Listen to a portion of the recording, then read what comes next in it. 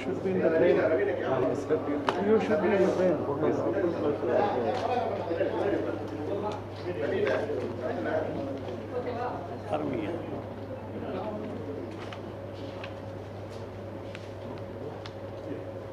கூப்பிடுங்க சார், முதல் பையனா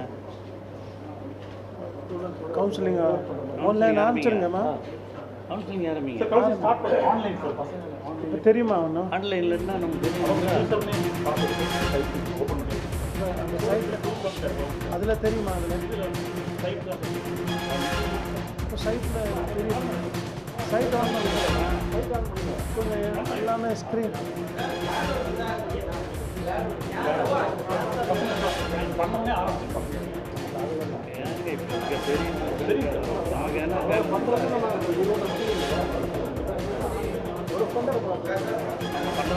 ஸ்க்ரீனில் ஆன் பண்ணுங்க. அவங்களுக்கு கிரேட் வருது. இங்கேருந்து லைட் போகும்போது அவங்க கேமரா எல்லாம் செட் ஆகுது.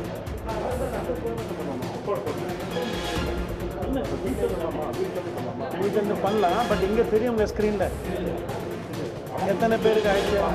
அந்த இது வச்சுன்னா கேட்பாங்க என்னப்பா இது.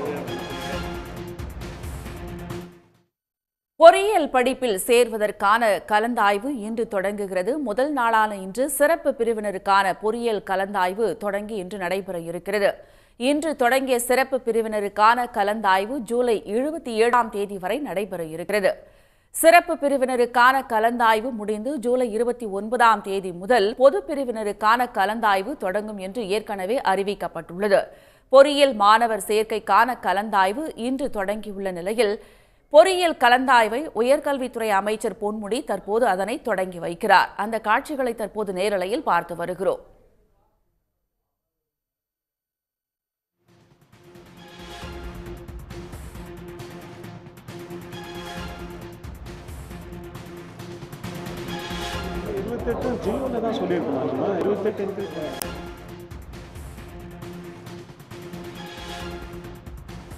தமிழ்நாட்டில் பொறியியல் மாணவர் சேர்க்கைக்கான கலந்தாய்வு இன்று தொடங்குகிறது.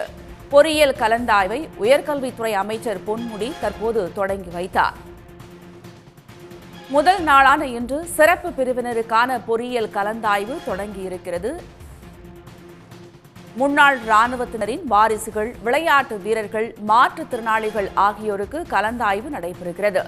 இன்று தொடங்கிய சிறப்பு பிரிவினருக்கான கலந்தாய்வு ஜூலை 27ஆம் தேதி வரை நடைபெறவுள்ளது. சிறப்பு பிரிவினருக்கான கலந்தாய்வு முடிந்து ஜூலை 29ஆம் தேதி முதல் பொது பிரிவினருக்கான கலந்தாய்வு தொடங்க உள்ளது. தமிழ்நாட்டில் பொறியியல் மாணவர் சேர்க்கைக்கான கலந்தாய்வு இன்று தொடங்கி வைக்கப்பட்டுள்ளது.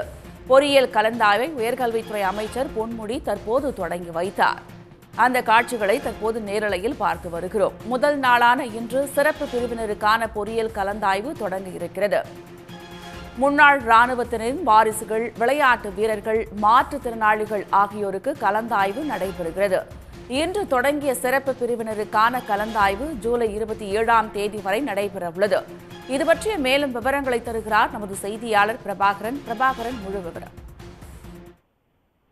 தமிழ்நாடு பொறியியல் கல்லூரி மாணவர் சேர்க்கை 2024க்கான கலந்தாய்வு இன்று காலை 10 மணிக்கு 2024ஆம் ஆண்டில் பொறியியல் சேர்க்கைக்கான மாணவர்களுடைய தேர்ச்சி ஆன்லைன் மூலமாக இன்று துவக்கி வைக்கப்படுகிறது. குறிப்பாக இன்று முதல் நாளில் சிறப்பு பிரிவினர்கள், குறிப்பாக மாற்றுத்திறனாளிகள், விளையாட்டு வீரர்கள், முன்னாள் போர் வீரர்களுடைய வாரிசுகள் ஆகிய இந்த 3 பிரிவினருக்குமான சிறப்பு பிரிவினர்களுக்கான ஆன்லைன் மூலமான கலந்தாய்வு இன்று நடைபெறுகிறது. இதில் குறிப்பாக மாற்றுத்திறனாளிகள் இந்த 7.5%, இது அரசு பள்ளிகளிலே படித்த மாணவர்களுக்கான இன்று அதற்கான தேர்வு மட்டும் இன்று நடைபெறுகிறது. ஒவ்வொரு பிரிவிலேயும் 7.5% உண்டு. இந்த ஸ்பெஷல் சிறப்பு பிரிவினருக்கு இருக்கிற இந்த பிரிவில் 7.5% மாணவர்களுக்கான இடஒதுக்கீடு இன்று துவக்கி வைக்கப்படுகிறது. அந்த 7.5% இடஒதுக்கீட்டில் சிறப்பு பிரிவினர்களுக்காக நான் முதலிலே சொன்னதைப் போல மாற்றுத்திறனாளிகளுக்காக 111 பேருக்கு இதிலே சேர்வதற்கான இடங்கள் இருக்கின்றன. ஆனால் அதற்கான விண்ணப்பங்கள் 664 விண்ணப்பங்கள் வந்திருக்கின்றன. 111 பேர் இதிலே சேர்த்து கொள்ளப்படுவார்கள். இந்த 111 பேர் போக மீதமுள்ள மாணவர்கள் பொது பிரிவிலேயும் அவர்கள் கலந்து கொள்வதற்கு வாய்ப்பு இருக்கிறது. பொது பிரிவிலேயும் கலந்து கொள்ளலாம். அதற்கு அடுத்து இருக்கிற எம்பிசி, பிசி, எஸ்சி போன்ற பிரிவுகளிலேயும் அவர்கள் கலந்து கொள்வதற்கு வாய்ப்பு இருக்கிறது. ஆக மொத்த மாணவர்கள் கிட்டத்தட்ட மாற்றுத்திறனாளிகளில் 664 மாணவர்கள் இதிலே விண்ணப்பித்திருப்பவர்கள். அதிலே 111 பேர்கள் 7.5% இந்த இடஒதுக்கீட்டிலே. இந்த 664 பேர் 7.5% வீட்டில் அரசு பள்ளிகளிலே படித்துவிட்டு விண்ணப்பித்தவர்கள் தான் 664 பேர். இன்னும் மற்ற பள்ளிகளிலே படித்த மாணவர்கள்லாம் கூட விண்ணப்பித்திருப்பார்கள். அவர்களுக்கெல்லாம் பொது பிரிவு மற்ற பிரிவுகளின் கீழே கிடைப்பதற்கான வாய்ப்புகள் இருக்கின்றன. ஆக இந்த 664 பேரில் இன்று 111 பேர்களுக்கு இதிலே கிடைக்கிறது. அதான் நான் முதலே சொன்ன மாதிரி பொது பிரிவிலேயும் 7.5% இருக்கிறது. அதிலேயும் இவர்கள் கலந்து கொள்வதற்கு, மற்ற மாணவர்கள் கலந்து கொள்வதற்கு வாய்ப்புகள் இருக்கின்றன. இதுதான் இன்று கிட்டத்தட்ட 38 பேர். அதில் 38 பேர் இந்த விளையாட்டு பிரிவிலிருந்து 38 பேரும், அதே போல் முன்னாள் இராணுவ வீரர்களுடைய வாரிசுகள் 11 பேரும் இன்று தேர்ந்தெடுக்கப்படவிருக்கிறார்கள். ஆகவே இவர்களெல்லாம் இன்று தேர்ந்தெடுக்கப்பட்டு விடுவார்கள். 168 பேர் அவர்களுக்கான தேர்வு 7.5% கீழே 168 பேர்களுக்கு இன்று தேர்வு செய்யப்படுவார்கள். அதற்கான ஆன்லைன் நடைபெற்று கொண்டிருக்கிறது. கிட்டத்தட்ட 2 மாணவர்கள் இப்பொழுது அதில் இப்போ ஆரம்பங்கிறதுனால 2-3 மாணவர்கள் தான் ஆன்லைனில் இப்பொழுது விண்ணப்பித்திருக்கிறார்கள். இன்னும் பல மாணவர்கள் வருவார்கள். அதுவும் குறிப்பாக இந்த 3-4 மாணவர்கள்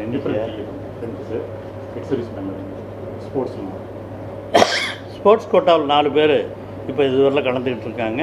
அதே மாதிரி 3 பேர், இன்னொன்று 2 பேர், மொத்தம் 4, 3, 7, 2, 9 பேர் இதுவரையில் கலந்துக்கிட்டு இருக்காங்க. மற்ற மாணவர்கள் இன்று மாலை வரை கூட கலந்து கொள்ளலாம். இன்று மாலை வரை இது நடக்கும். நாளை மறுநாள் ஸ்பெஷல் கேட்டகரி மற்றும் தொடர்ந்து நடைபெறுவதற்கு, அதுவும் அந்த இப்போ நாம் நடக்கிறதுன்னு 7.5% தான். இந்த ஸ்பெஷல் கோட்டாவில் மற்ற இடங்களில் படித்தவர்களுக்கான இந்த பிரிவுகள் அதெல்லாம் நாளைக்கு கிட்டத்தட்ட விளையாட்டு பிரிவினர் மொத்தம் 2113 பேருக்கு, அதே மாதிரி மாற்றுத்திறனாளிகள் 416 பேருக்கு, முன்னாள் இராணுவத்தினருடைய வாரிசுகள் 1243 பேருக்கு. அதற்கான கலந்தாய்வுகள் எல்லாம் நாளை மறுநாள் மறுபடியும் துவங்கவிருக்கிறது.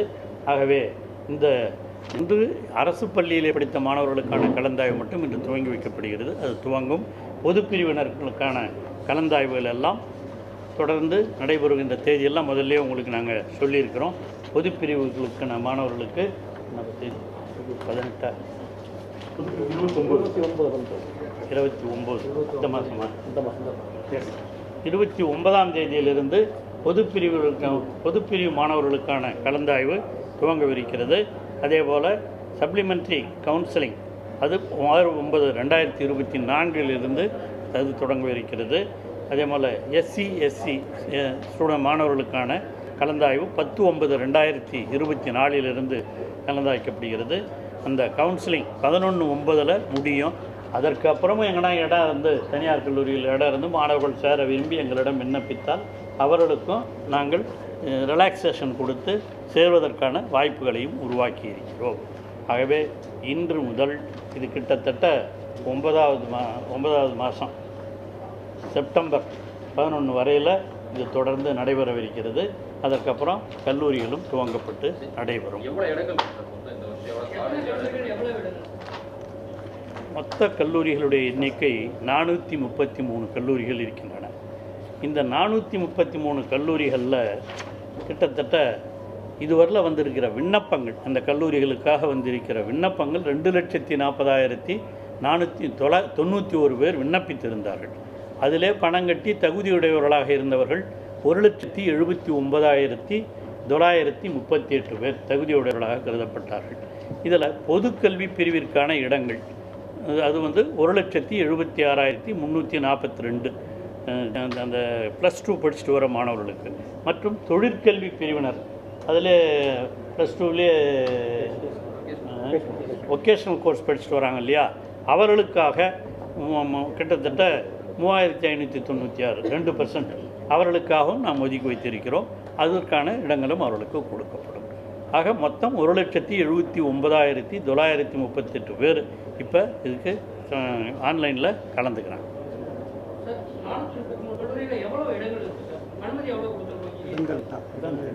அதான் இடங்கள் தான் 2,40,091. மொத்த இடங்களுடைய எண்ணிக்கை தான் 2,40,091 இடங்கள் இருக்கின்றன. அதில் 1,00,000 எல்லாரும் கிடச்சிரும். ஆனால் அவங்க கேட்குற கல்லூரிகளுடைய சாய்ஸ் தான் ரொம்ப சில பேர் சில கல்லூரிகள்லாம் விரும்புகிறதே கிடையாது.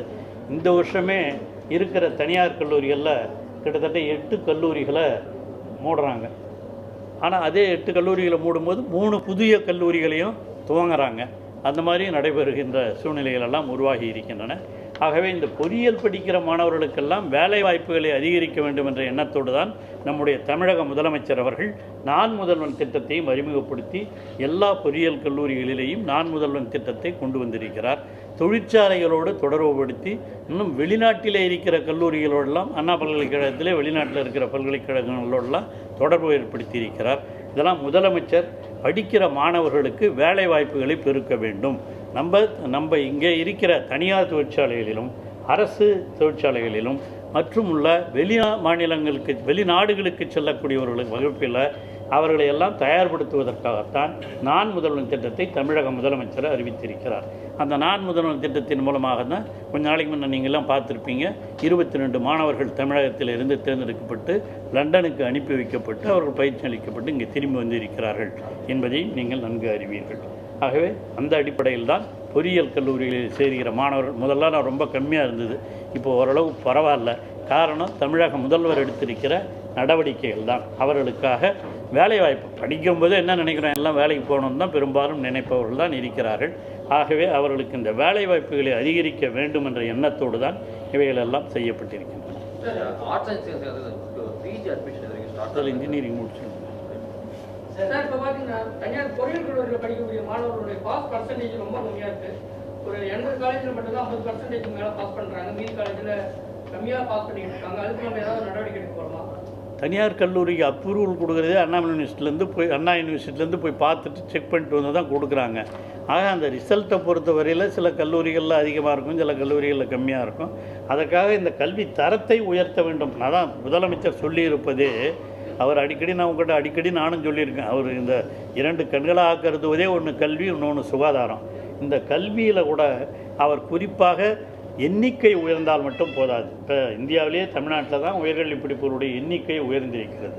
எண்ணிக்கை உயர்ந்திருந்தால் மட்டும் போதாது, தரத்தையும் உயர்த்த வேண்டும் என்று சொல்லியிருப்பவர் தான் தமிழக முதல்வர் அவர்கள். உடனுக்குடன் செய்திகளை தெரிந்து கொள்ள சன் நியூஸ் பெல் ஐகானை கிளிக் பண்ணுங்க.